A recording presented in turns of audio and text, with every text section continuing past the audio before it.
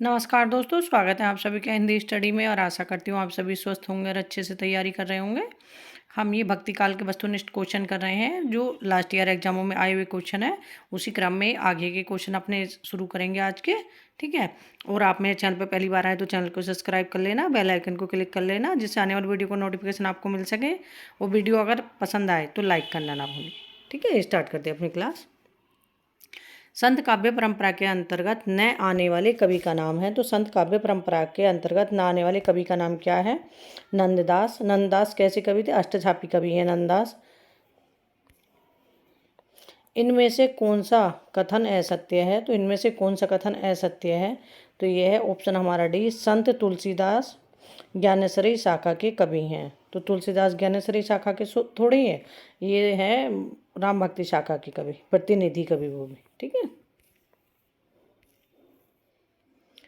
नीमा किस कवि की माता का नाम था? नीमा किस कवि की माता का नाम था? ये कबीर की माता का नाम।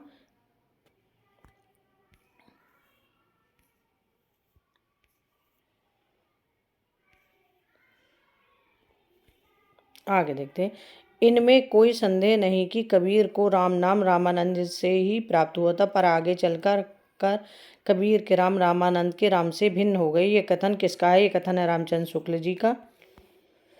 बहुत दिनन थे मैं प्रीतम पाए, भाग बड़े घरी बैठे आए, मंगलाचार माही मन रखो, राम रमई रमना चासो। किसकी पंक्तियां हैं? ये कबीरदास की पंक्ति हैं। कबीर की भाषा के संदर्भ में कौन सा वाक्य गलत है? तो कबीर की भाषा के संबंध में ऑप्शन सी गलत है, साहित्यिक कोमलता। इनकी भाषा में साहित्यिक कोमलता ये गलत है। जो सही है उन्हें देख लेते हैं। भाषा में खरापन है कबीरदास जी की, कहीं कहीं भाषा गंवारू लगती है, भाषा में अक्कड़पन है कबीरदास जी की। आगे देखते हैं। कबीर की बाणी में स्थान स्थान पर भावात्मक रहस्यवाद की झलक को आचार्य रामचंद्र शुक्ल ने किसके सत्संग का प्रसाद कहा है? तो वो कहा है सूफियों के सत्संग का प्रभाव।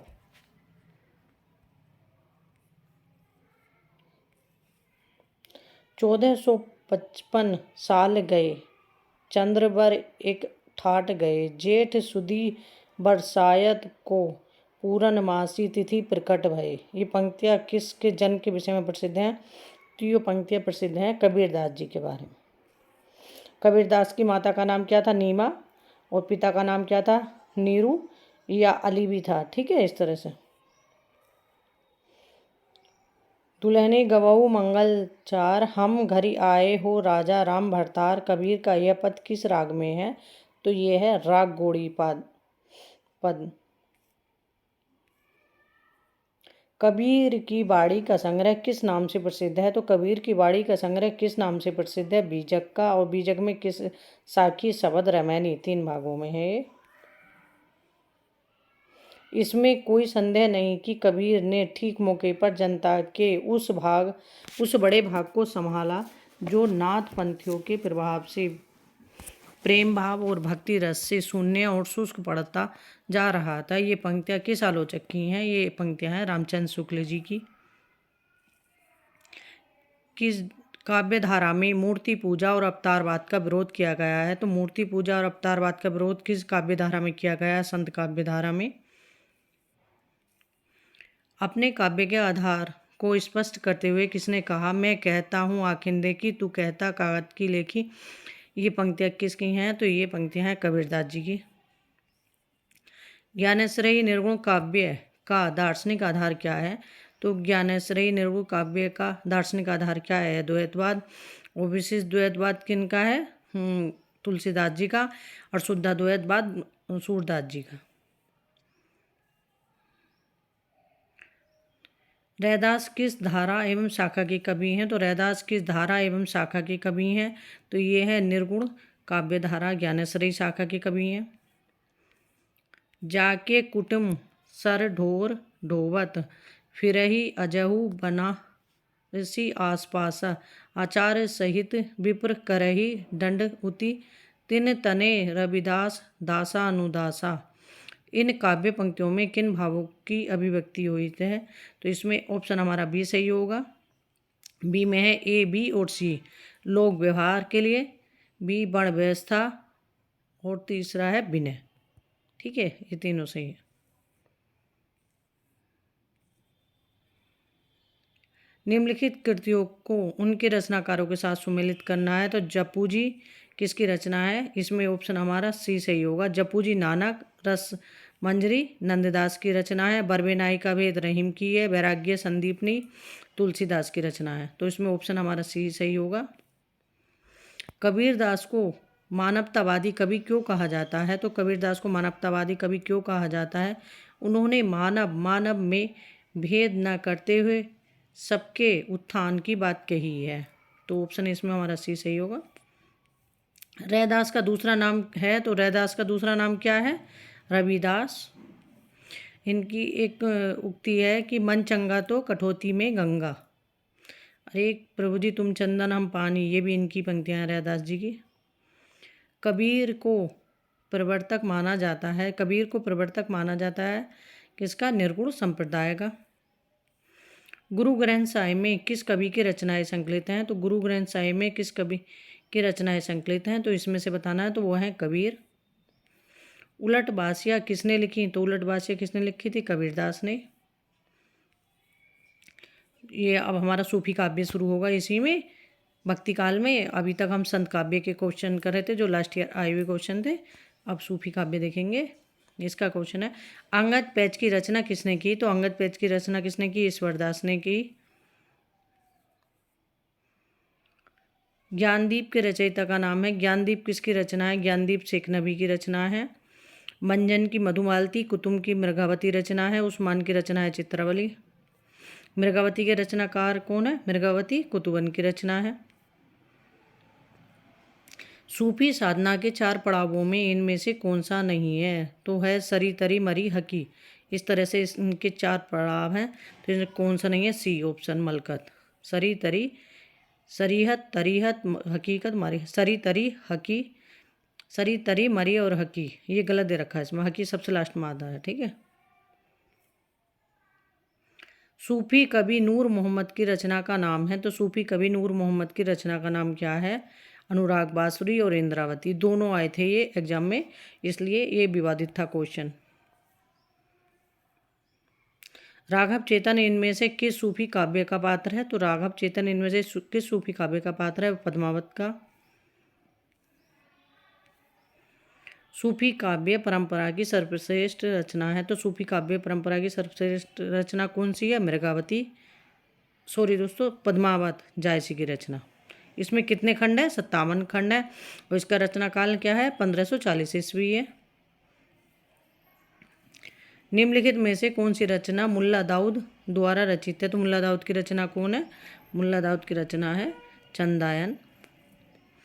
चंद्रावली उस्मान की सॉरी दोस्तों, चित्रावली उस्मान की रचना है। मृगावती कुतुबन की रचना है। मधुमालती मंजन की रचना है।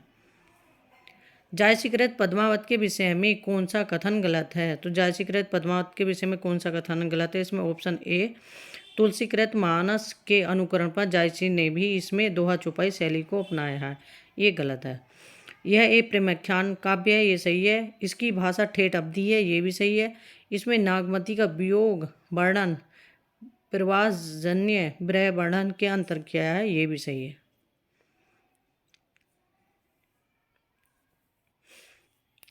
आगे देखते हैं। उस्मानी रचनाएं दे रखी हैं, इनको मिलान करना। तो इसमें उस्मान की चित्रावली उस्मान, नूर मोहम्मद अनुराग बासरी, कुतुबन मृगावती, कासिम शाह, हंस जवाहिर। तो इसमें ऑप्शन हमारा ए सही होगा। शाह निजामुद्दीन चिश्ती की शिष्य परंपरा में हाजी बाबा के शिष्य थे। तो हाजी बाबा के शिष्य कौन थे? इसमें से उस्मान थे। आगे देखते हैं। निम्नलिखित में से कौन सा कथन सूफी कवियों के संबंध में सत्य नहीं है? तो सूफी कवियों के संबंध में कौन सा कथन सत्य नहीं है? ये सभी कवि राजाओं के दरबारी थे, ये गलत है। सूफी कवि अमर प्रेम के उपासक और गायक थे, ये सही है। सभी सूफी कवियों ने मसनवी शैली को अपनाया, ये भी सही है। इन्होंने प्रबंध काव्य की रचना की, ये भी सही है। अनुराग बासरी के रचनाकार हैं। अनुराग बासरी किसकी रचना है? नूर मोहम्मद की रचना है अनुराग बासरी। पद्मावत की काव्यगत विशेषताओं की दृष्टि से कौन सा विकल्प असंगत है? तो इसमें बताना कौन सा विकल्प असंगत है। तो ऑप्शन सी इसमें नगर वर्णन, लोकोत्तर, भावना, सर्गों में विभाजन, तो ये गलत है इसमें।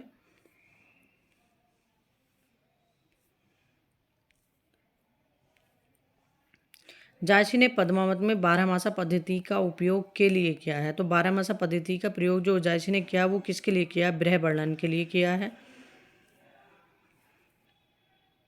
सूफी प्रेमाख्यान काव्य के संदर्भ में इनमें से कौन सा कथन असत्य है? तो इसमें कौन सा कथन असत्य है? तो इसमें ऑप्शन हमारा बी गलत है। सूफी काव्य अधिकांशतः मुक्तक रूप में लिखे गए हैं, ये गलत है। आचार्य शुक्ल के अनुसार आख्यान काव्य में नायिका की अपेक्षा नायक के विरह को अधिक महत्व दिया गया है, ये सही है। सूफी काव्य में कथानक रूढ़ियों का प्रयोग मिलता है, ये भी सही है सूफी काव्य के बारे में। सूफी काव्यों में ऐतिहासिक अनैतिहासिक पात्रों की गाथाओं के साथ साथ रचयिताओं की कल्पना शक्ति का योग भी न्यूनाधिक मात्रा में रहा है, ये भी सही है। निम्नलिखित में से कौन सा विकल्प रचना और रचनाकार की दृष्टि से गलत है? तो इसमें ऑप्शन डी आखिरी कलाम किसकी रचना है? आखिरी कलाम पद्म जायसी की रचना है। मृगावती कुतुबन की रचना है। पद्मावत मलिक मोहम्मद जायसी की रचना है। मधुमालती मंजन की रचना है। आखिरी कलाम जायसी की रचना है। चंदायन का रचना कब हुई? तो चंदायन की रचना कब हुई? 1369 ईस्वी में, 79 ईस्वी में, 1379 ईस्वी में ये चंदायन मुल्ला दाऊद की रचना है।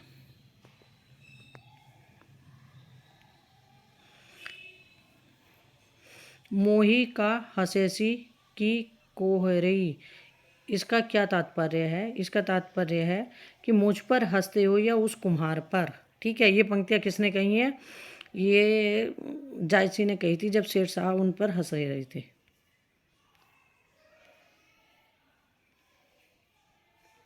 क्योंकि ये क्वेश्चन भी बना कि एक आंख से काना कौन सा वो लेखक थे, तो वो एक आंख से काने कौन थे? जायसी थे। पद्मावत की रचना शैली क्या है? तो पद्मावत की रचना शैली क्या है? फारसी की मसनवी शैली। मसनवी शैली में ये था कि पहले ईश्वर की वंदना, फिर साहिब वक्त का इस तरह से देते थे, फिर उनके जो अपने मोहम्मद शाह हैं उनके बारे में और वो लिखते थे। निम्नलिखित में से कौन सी पुस्तक जायसी की नहीं है? जायसी की कौन सी नहीं है? मृगावती। मृगावती किसकी रचना है? कुतुबन की रचना है। जायसी की रचना है पद्मावत, अखरावट, आखिरी कलाम, चित्रलेखा, कहनामा, मसलनामा, कहानावत। जायसी की काव्य भाषा थी, तो जायसी की काव्य भाषा क्या थी? खड़ी, वो सॉरी दोस्तों, अवधी भाषा। क्योंकि सूफी काव्य की भाषा अगर पूछे लगे तब भी अवधी भाषा थी सूफी काव्य की। निम्नलिखित में से कौन ज्ञानमार्गी शाखा के कवि नहीं है? तो ज्ञानमार्गी शाखा के कवि कौन नहीं है? वो कुतुबन नहीं है ज्ञानमार्गी शाखा के। कुतुबन कौन सी शाखा के? सूफी काव्य धारा के। ठीक है, कबीर, रैदास, दादू, ये किस शाखा के? संत काव्य।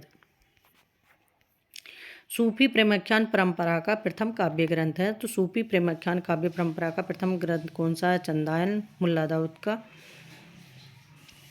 निम्नलिखित ग्रंथों को उनके रचनाकारों के साथ सुमिलित करना है। मृगावती कुतुबन की, सत्यवती कथा ईश्वरदास, चंदायन मुल्ला दाऊद, हंसावली असायत की रचना है। तो ऑप्शन इसमें सी सही होगा। और गणपति चंद की माधवनल कामकनला। नागमती वियोग खंड से संबंधित कौन सा कथन सही नहीं है? तो नागमती वियोग खंड से संबंधित कौन सा कथन सही नहीं है? इसमें ऑप्शन सी सही नहीं है कि नागमती वियोग चैत मास से शुरू होता है। जो सही है उन्हें देख लेते हैं। जायसी के बारहमासा के रूप में नागमती के वियोग का मार्मिक चित्रण किया गया है।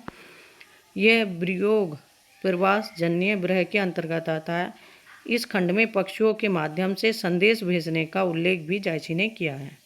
ठीक है, आषाढ़ माह से शुरू होता है जो वियोग खंड इनका होता है पद्मावत में। ठीक है, पद्मावती में नागमती वियोग खंड प्रारंभ होता है आषाढ़ महीने से।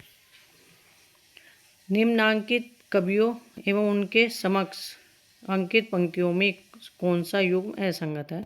तो इसमें ऑप्शन हमारा बी, भज मन चरण कमल अविनाशी, ये पंक्ति सूरदास जी की नहीं है। जा ऊपर देख लेते हैं, चढ़ा आषाढ़ गगन घन गाजा, ये पंक्ति हैं जायसी की। आषाढ़ या झाई पड़ी पंत निहारी निहारी, ये पंक्तियां हैं कबीर की।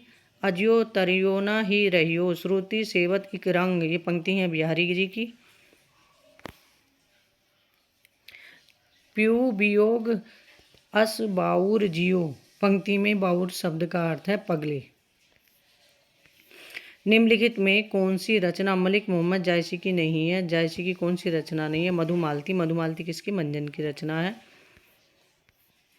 कुतुबन किस बादशाह के आश्रित थे? तो कुतुबन किसके बादशाह के कौन से बादशाह के आश्रित थे?